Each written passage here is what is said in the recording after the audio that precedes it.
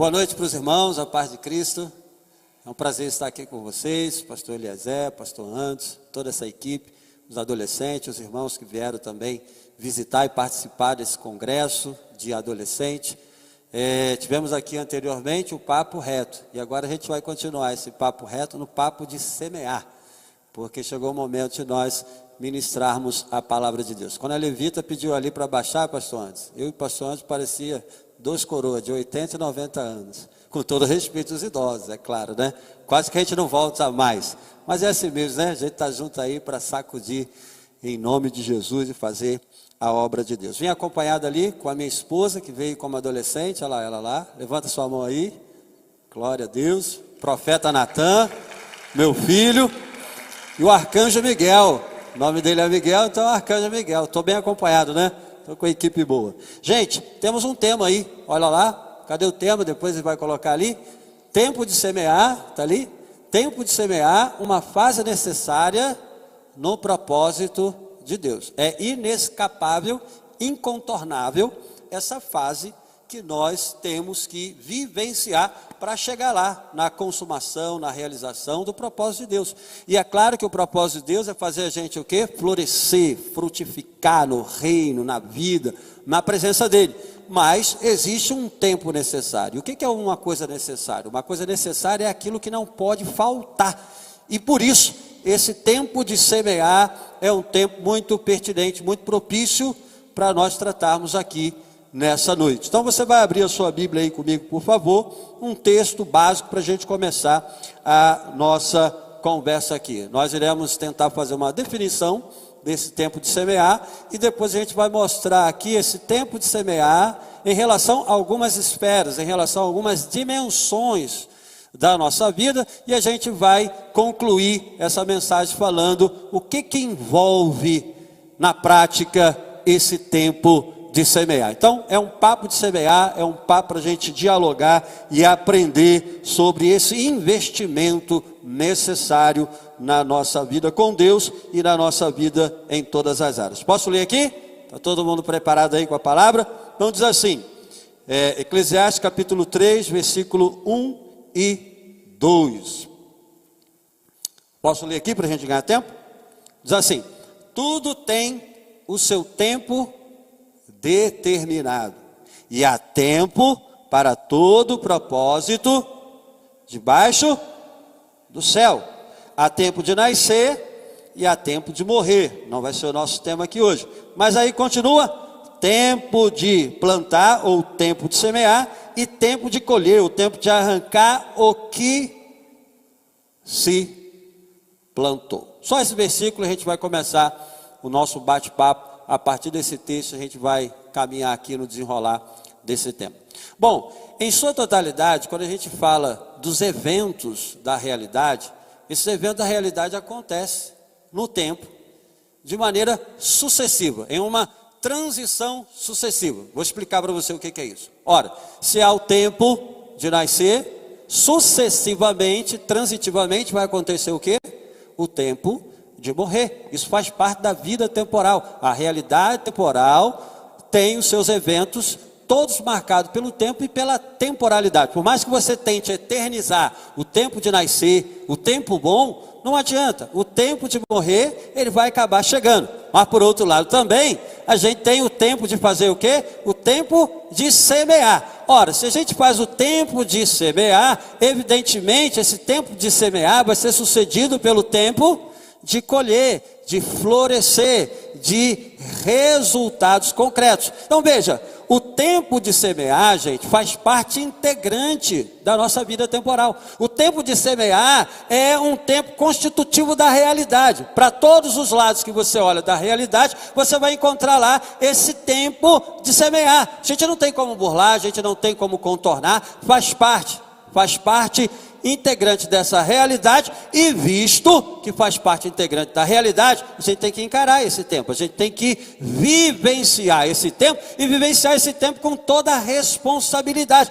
com toda dedicação. Vejamos, por exemplo, o tempo de semear na sua dimensão natural. Quando a gente fala de semear, a gente está falando do quê? Do mundo natural da agricultura. todo agricultor sabe, todo mundo que está no agronegócio sabe, que o tempo de semear é incontornável. É necessário vivenciar esse tempo de semear. Por quê? Porque o agricultor sabe que esse tempo, ele antecede o tempo de colher. E por causa disso, todo agricultor sabe, todo mundo que está no agronegócio sabe, que é preciso investir, é preciso tratar esse tempo com total dedicação. Por isso você vai encontrar hoje na agricultura, no agronegócio, várias técnicas. A agronomia está aí desenvolvendo várias técnicas para potencializar esse tempo de semear. Inclusive, você vai encontrar também a ciência e a tecnologia sendo utilizada para encurtar, para aproximar esse tempo de semear com o tempo de colher. Hoje você planta o alface, e ali pelo poder e pela unção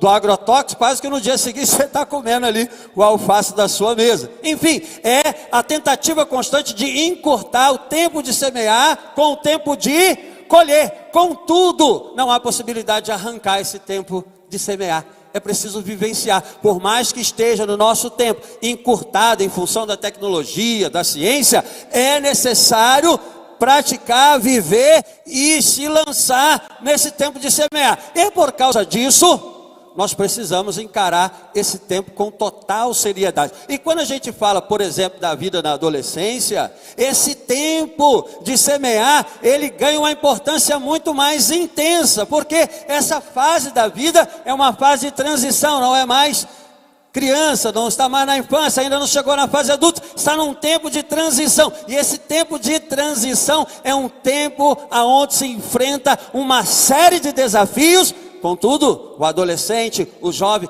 é chamado a vivenciar com total dedicação, com total critério e profundidade esse tempo de semear, porque necessariamente o próprio Deus que nos chama para esse tempo de semear, Ele vai nos levar também a esse tempo de colher, de florescer, e nesse florescimento e nessa colheita, o seu nome será exaltado, glorificado na nossa vida. Portanto, se você está aqui nessa noite, Deus te convida, Deus me convida a vivenciar esse tempo de semear. Bom, a gente está falando desse tempo de semear,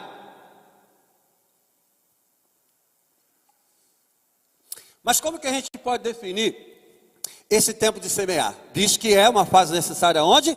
No propósito para o qual Deus nos chamou. Quem está aqui debaixo do propósito de Deus? A nossa vida, ela é propositada por Deus, ela está sendo desenrolada debaixo do propósito de Deus, e por isso a gente vai participar ativamente desse tempo de semear. Aí no segundo slide eu tento apresentar uma certa definição desse tempo de semear. O tempo de semear, então, é um tempo de investimento intencional, com a expectativa de retorno daquilo que foi investido. Tudo que a gente faz, todo investimento intencional que a gente faz, esse tempo de semear, sendo ele um investimento intencional, ele busca o quê? Ele busca o retorno daquilo que foi investido. Ora, se eu invisto a minha vida no relacionamento com Deus, como nós iremos falar aqui, se eu invisto a minha vida em Deus, se eu invisto a minha vida na palavra de Deus, se eu invisto a minha vida nesse reino para o qual Ele me chamou, aonde está acontecendo esse propósito, tudo isso eu faço de maneira intencional. Existe também, era o texto até que eu ia usar, a Luísa leu aqui, eu utilizar esse texto para mostrar sobre essas duas dimensões do tempo de semear. Existe o tempo de semear intencional e esse tempo de semear aleatório. Nesse sentido, as nossas ações, as nossas condutas, o nosso comportamento, as nossas escolhas, é uma semente que nós lançamos na realidade. E existem pessoas que vivem aleatoriamente a sua vida e pensando que isso não significa tempo de semear. Evidentemente, qualquer ser humano, qualquer pessoa, qualquer jovem, qualquer adolescente que está nessa terra, ele está nessa terra vivenciando o tempo de semear. Ou ele vai vivenciar o tempo de semear intencional, como um investimento intencional, ou a pessoa vai vivenciar esse tempo de semear aleatório, alienado, indiferente. E aí a pessoa investe a sua vida de que maneira? Agindo, atuando, se comportando aleatoriamente. A colheita que ela vai alcançar vai ser uma colheita negativa. Parece até um ditado, mas o profeta Osés, lá na antiguidade, ele falou o seguinte: quem semeia vento vai colher tempestade. E a gente pensa que é até um ditado do cotidiano, da vida particular, da vida popular hoje. Não, mas o profeta Oséias já falou lá atrás. Portanto, existem esses dois tipos de semear. E o propósito para o qual Deus nos chamou exige não um semear aleatório, não um semear alienado, mas sim um semear intencional, como um investimento intencional que revela a expectativa de retorno daquilo que nós estamos investindo. E por causa disso, irmãos, pelo fato do tempo de semear ser essa realidade de investimento, e pelo fato do tempo de semear ser uma parte constitutiva, integrante da nossa vida, da nossa realidade, em todas as fases da vida, e principalmente na adolescência, a gente precisa entender em quantas dimensões a gente vai vivenciar esse tempo de semear. Porque agora a gente vai tentar procurar e achar quais são as dimensões mais importantes que a gente é chamado a vivenciar esse tempo de semear na nossa vida. Então, em primeiro lugar, qual é a primeira área onde a gente vai vivenciar esse tempo de semear? Bom, a primeira área fala a respeito do relacionamento com Deus, no próximo slide. Tempo de semear na dimensão do relacionamento com Deus. Como que eu estou vivenciando esse tempo de semear, esse tempo de investir no meu relacionamento com Deus? Aí eu trago ali um texto de Daniel, capítulo 6, verso 10, que eu acho muito interessante, que revela para nós o cuidado, a dedicação que o profeta Daniel tinha em relação a esse tempo de semear na dimensão do relacionamento com Deus. Daniel, não precisa abrir não, capítulo 6, verso 1 diz assim: Daniel, pois, quando soube que o edito estava assinado, entrou em sua casa. Ora, havia no seu quarto janelas abertas do lado de Jerusalém. E olha o que o texto diz, pastor Eliezer: e 3 vezes no dia se punha de joelhos e orava e dava graças diante do seu Deus, como também costumava fazer. Bom, a gente já conhece um pouquinho da história de Daniel, né? Por volta lá do ano 605, o rei Nabucodonosor chegou em Jerusalém com sangue nos olhos e pé na porta. Levou lá um grupo de reféns, cativos para a Babilônia, e Daniel estava entre eles, um jovenzinho, entre esses cativos que foi levado para a Babilônia. Quando Daniel, gente, chega na Babilônia, já mostrou o que veio. Apesar de ser expatriado, ser arrancado da sua terra, da sua família, ser arrancado da igreja, ser arrancado lá da convivência, na relação do templo, não participava mais dos congressos, não participava mais das festividades, estava longe da sua terra. Quando ele chegou em Jerusalém, foi matriculado na escola do palácio para fazer o curso que foi dado por Nabucodonosor, para que aquele jovem pudesse se preparar para atuar dentro da Babilônia, ele logo mostrou a sua fidelidade diante de Deus, fazendo o quê? A escola eu vou participar, o curso eu vou fazer, a faculdade palaciana eu vou estudar, mas a comida do rei, eu estou fora. Ora, Daniel chegou lá, mesmo numa condição difícil, numa condição desafiadora, ele mostrou a sua fidelidade com Deus. E eu acho que esse texto que nós lemos aqui é um texto-chave para nos mostrar o todo da vida de Daniel vivida dentro da Babilônia. Daniel, desde a sua adolescência, durante todas as fases da sua vida, ele tinha um hábito, ele tinha uma prática de investir no relacionamento com Deus. E como ele fazia isso? Orando, buscando a face do seu Senhor. E é interessante que você vai encontrar Daniel buscando a Deus em momentos circunstanciais. A primeira vez que ele busca a Deus no livro é aquele momento de crise.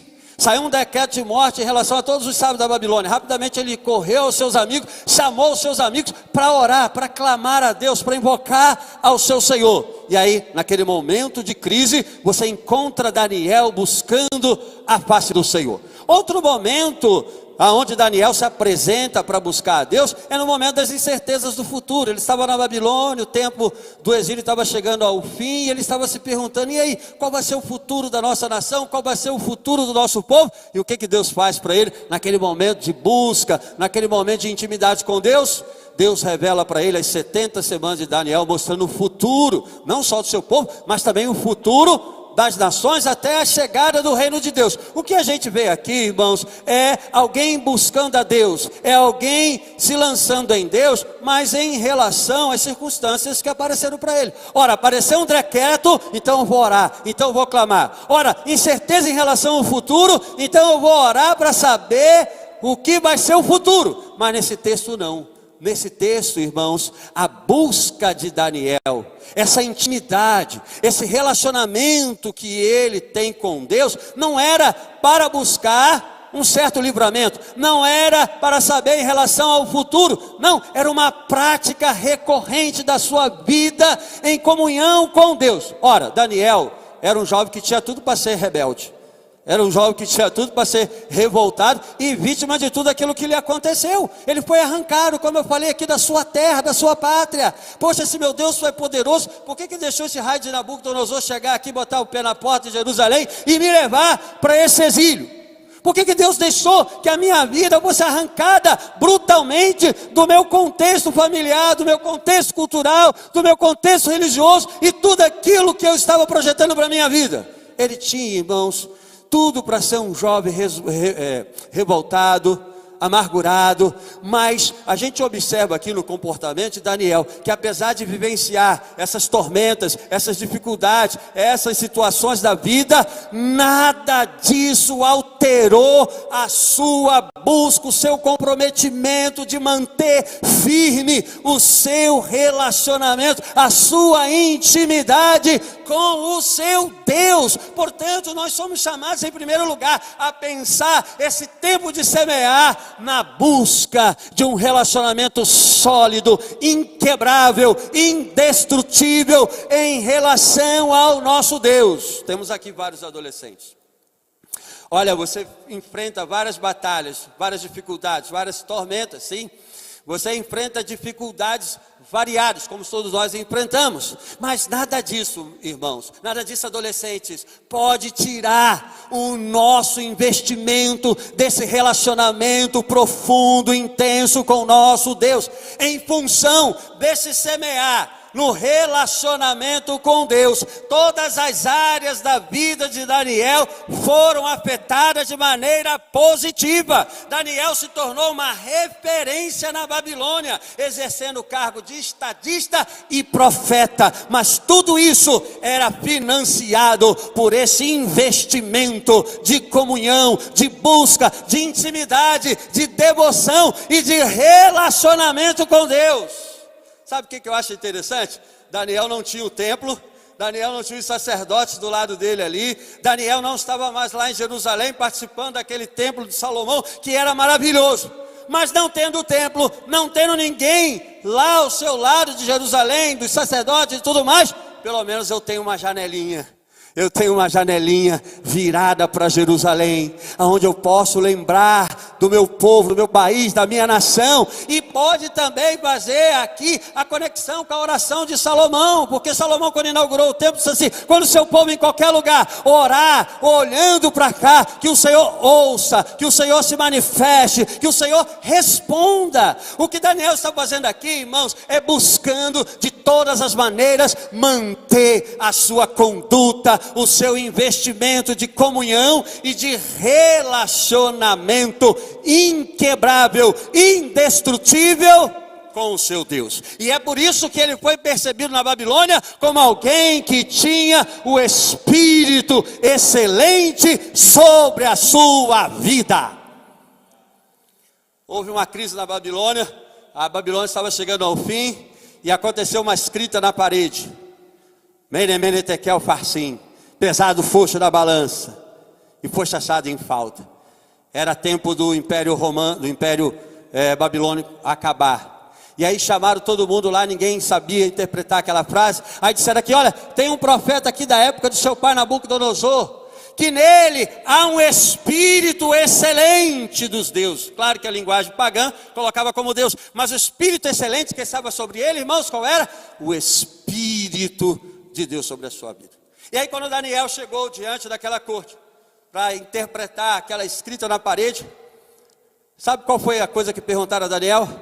Daniel, és tu aquele mesmo Daniel? Ou seja, você continua sendo aquele Daniel da época de Nabucodonosor, você continua sendo o mesmo Daniel daquela época do passado. Daniel, irmãos, permaneceu o mesmo, firme, indestrutível, inquebrável na sua dimensão de relacionamento com Deus. Ele entendeu que mesmo estando em circunstâncias adversas, a sua vida foi trazida a essa terra para ser semeada na comunhão e no relacionamento com Deus. E a sua vida impactou a Babilônia e trouxe o testemunho da glória de Deus dentro daquele mundo pagão, aonde o Senhor foi glorificado pela vida daquele jovem. É para isso que você foi chamado, para buscar esse relacionamento de investimento na comunhão com o nosso Deus. Bom, além dessa dimensão ser necessária, a gente também, quando olha para essas dimensões, a gente vai encontrar o tempo de semear na dimensão formativa educacional. Ora, a nossa educação, ou seja, esse processo educacional que nós vivenciamos, que aparentemente é puramente secular, a gente vive num tempo onde a educação é muito utilitarista. Ela se presta a formar pessoas, mão de obra, para o mercado de trabalho. Enfim, mesmo que seja esse o processo, a educação que a gente vivencia aqui nessa terra, nas mãos do Senhor, se torna uma ferramenta por meio do qual Ele pode aumentar o uso que Ele faz da nossa vida. E nesse sentido, a gente pode pensar na vida de quem? A gente pode pensar na vida do próprio Moisés, aquele que o Senhor levantou para libertar o seu povo da escravidão do Egito. E aí, lá em Atos dos Apóstolos, capítulo 7, verso 22, diz assim: e Moisés foi instruído em toda a ciência dos egípcios. Às vezes a pessoa pensa que Moisés não tinha uma certa formação. Moisés foi formado em toda a cultura egípcia. E naquela época a gente sabe que a cultura egípcia era a cultura top de linha. Era a cultura mais avançada. Moisés, ele nasceu como filho de escravo, mas foi criado no palácio para ter mente de príncipe. E o que ele recebe? Ele recebe uma educação palaciana dentro da corte egípcia, porque mesmo sendo filho de escravo, o que aconteceu com Moisés? Foi adotado pela princesa de Faraó, e portanto ele recebe uma educação principesca, foi formado e instruído em toda a ciência do Egito. Agora pense você, imagine refletindo isso no propósito do chamado de Deus, no propósito do Evangelho, no propósito do testemunho da glória de Deus na vida. Puxa vida, para que esse tempo de formação? Para que essa educação? O que eu vou usar isso no meu chamado ministerial, na minha vocação? O que eu vou usar isso na minha evangelização? Como que eu, adolescente, posso usar essa minha educação que eu preciso investir, que eu preciso desenvolver? Como que eu vou usar isso para o serviço da glória de Deus? Olha o que o texto diz na continuação: e era poderoso em suas palavras e em suas obras. Por isso, irmãos, é vital que o adolescente, você que está aqui nessa noite, não perca a oportunidade de investir no seu crescimento, na potencialização da sua mão de obra, da sua formação. Busque, eu sei que é um tempo que a gente tem preguiça, às vezes dá sono de estudar, de investir, mas em nome de Jesus Cristo, esse investimento que você está fazendo na sua educação, que aparentemente é secular, todo esse investimento de formação na escola, na faculdade, é ferramenta que Deus está te usando e te preparando para você ser um Moisés desse tempo e dessa geração, poderoso em palavras e em obras, em nome de Jesus. Portanto, tudo que a gente adquire nessa terra, nas mãos do Senhor, é uma semente para Ele nos usar para a glória do seu reino. E a gente está aqui, irmãos, no mês de outubro. O que a gente pensa no mês de outubro? O pastor Eliezer foi lá levar uma palavra sobre os solos da Reforma Protestante, que é um mês que a gente comemora esse evento que trouxe a nós a nossa identidade de fé evangélica. E por que eu estou citando isso? Porque quando a gente fala de Martinho Lutero, quem já ouviu falar de Martinho Lutero? Ó, só a metade, hein? Então o resto vai ouvir hoje. Veja, Martim Lutero foi usado por Deus para chamar a igreja de volta à justificação pela fé. Martim Lutero foi usado por Deus para chamar a igreja a recuperar o evangelho de Cristo numa pegada mais pura e mais consistente. Mas, irmãos, antes de vivenciar isso, Deus mandou ele para a escola. Deus mandou ele nas suas formações da sua época. Martim Lutero passou pelas escolas. Martim Lutero passou pela universidade da sua época. Recebeu a educação da sua época. Passou todo esse processo de investimento. E depois que ele vivenciou todo esse processo, Deus o chamou e o usou para transmitir e resgatar o evangelho de Cristo nessa terra. Ele não foi perfeito, ele teve várias falhas e erros como eu e você, mas a educação que ele recebeu, o investimento, a semeadura que ele fez no seu processo educacional, foi uma ferramenta nas mãos de Deus para o seu uso e para a glorificação do nome do Senhor. Bom, qual é a terceira dimensão? Quando a gente fala dessas dimensões, já falamos aqui qual é a primeira? Tempo de semear na dimensão do relacionamento com Deus. Tempo de semear na dimensão formativa educacional. E a gente também tem o tempo de semear na dimensão dos afetos. Vai passando aí, Vaz, por favor. Nós temos também o tempo de semear na dimensão dos afetos. O que eu quero dizer com isso? Bom, a gente está vivendo uma geração sensitiva, uma geração que é criada e construída para viver mais apegada aos sentimentos do que ao próprio entendimento.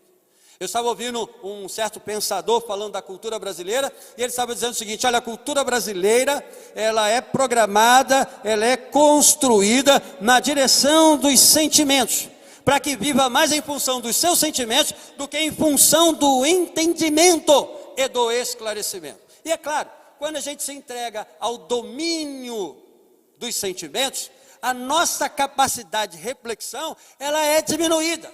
E o que eu quero mostrar nesse sentido aqui? Visto que esse tempo presente que nós estamos vivendo é um tempo entregue ao domínio do sensitivo, do sentimental, nós estamos produzindo uma geração, do ponto de vista social, uma geração fragilizada. Outro dia eu estava assistindo um podcast, e nesse podcast alguém fez uma pergunta para uma menina, e disse ela assim: defina para mim, por favor, o que é uma mulher. Essa menina estatalou, parou, e do nada ela começou a chorar, levantou do banco, foi embora, se sentindo ofendida e ferida nos seus sentimentos, porque alguém lhe fez uma pergunta para definir o que é uma mulher. Ora, quando a gente se entrega ao domínio dos sentimentos, alguma coisa prejudicial pode acontecer na nossa vida. Vejamos, o apóstolo Paulo, em Filipenses, no capítulo 3, verso 15, ele diz assim: por isso todos quantos já somos perfeitos, sintamos isto mesmo, e se sente alguma coisa de outra maneira, também Deus vô-la revelará. Aqui qual é o contexto, irmãos? O apóstolo Paulo está mostrando que os nossos sentimentos podem ser apegados a alguma coisa prejudicial. E nesse caso aqui, a coisa prejudicial diz respeito à falsa doutrina.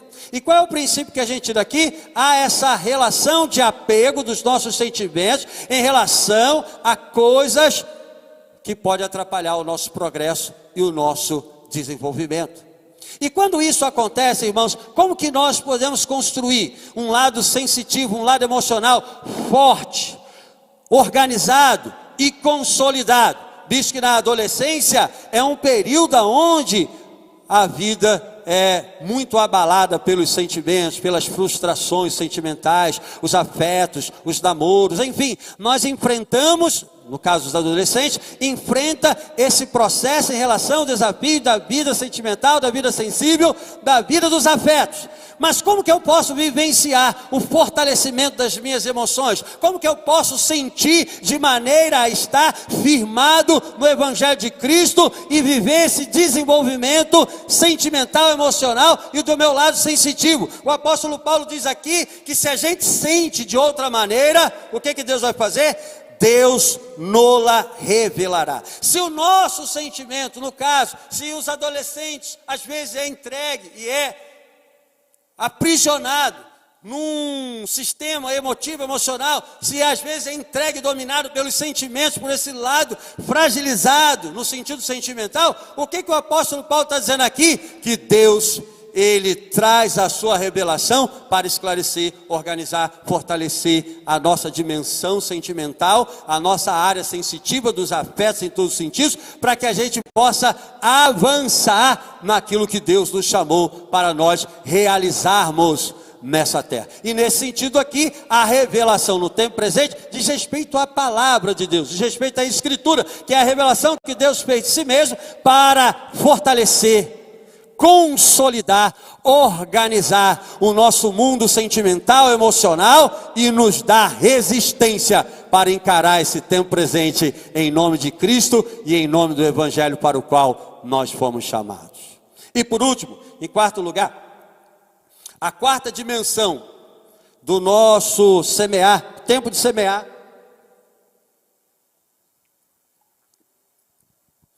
na dimensão vocacional. Deus chamou os jovens e os adolescentes também para uma vocação.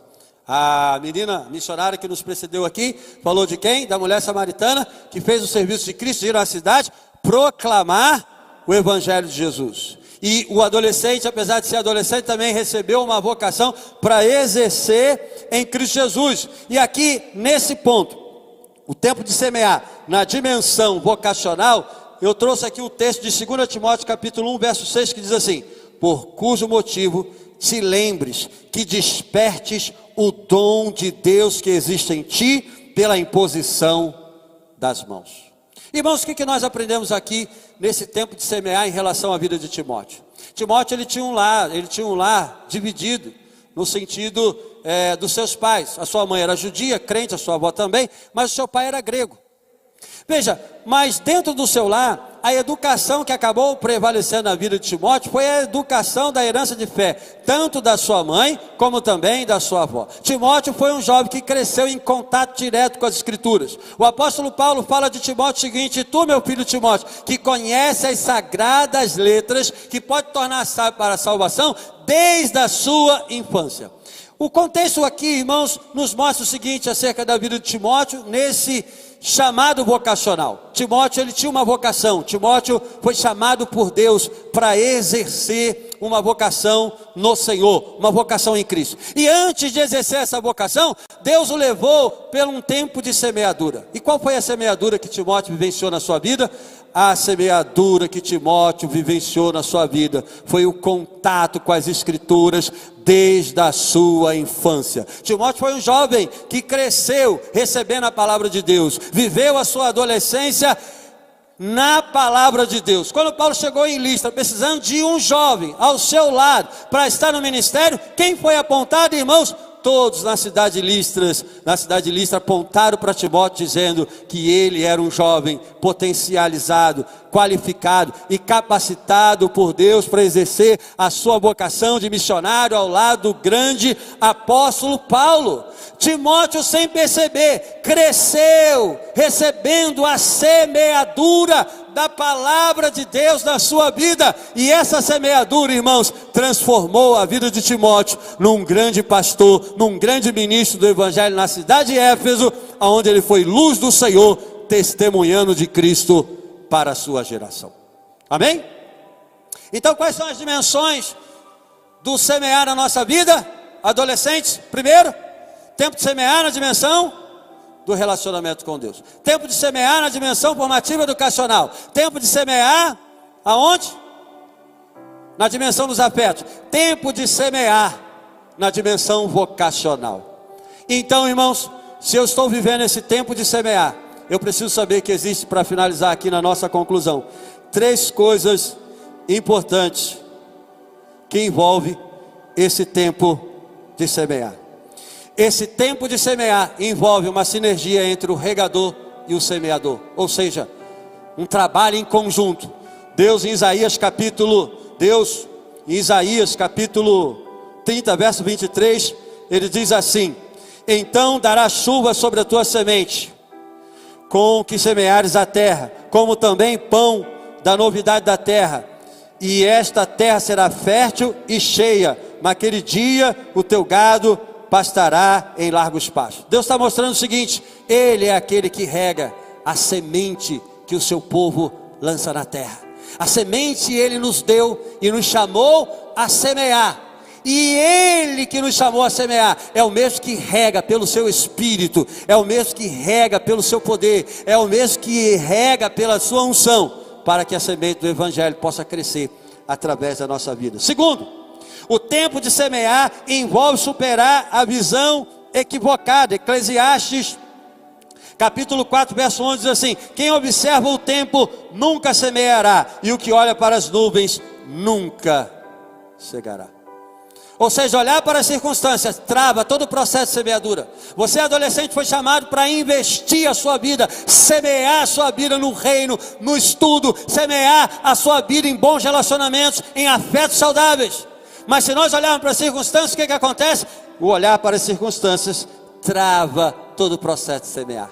Por isso, nós somos chamados a olhar para Cristo. Quando nós olhamos para Cristo, não tem circunstâncias, não tem barreira, não tem obstáculo que impede a nossa semeadura. A sua vida é a grande semente para semear nessa terra e glorificar o nome de Jesus Cristo. Por isso não há nenhuma circunstância que pode impedir a sua vida de semear em Deus. Porém, para onde que é preciso olhar?